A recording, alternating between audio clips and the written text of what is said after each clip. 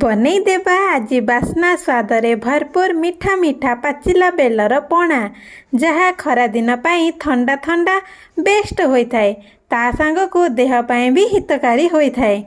नमस्कार दर्शक बंधु, आसंतु देखिबा बेलपणार एही रेसिपीटी। मु एठी 3टी छोट छोट बेल नेइछि। आपण एहाको एमिति फटई पारिबे, नचे तळको बाड़ेकी भी फटई पारिबे। जेहेतु पाचि जाइछि आराम से बाहरी जाउछि। सबुजाक बेल एबे मु बाहर करदेली। एथिरे 2 लोटा पानी देई एहाको भलसे चकटी देली और एहार मंजी और खदा सबु एमिति चिपुड़ी चिपुड़ी बाहर करदेली।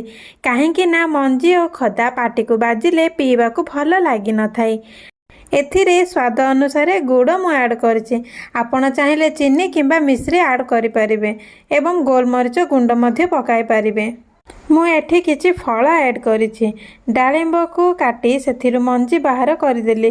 गोटे एप्पल को छोट छोट करी काटिदेली। कदली को टिक टिक करी काटिदेली। आपण चाहिले गोटा कदली को भी चकटी पारिबे।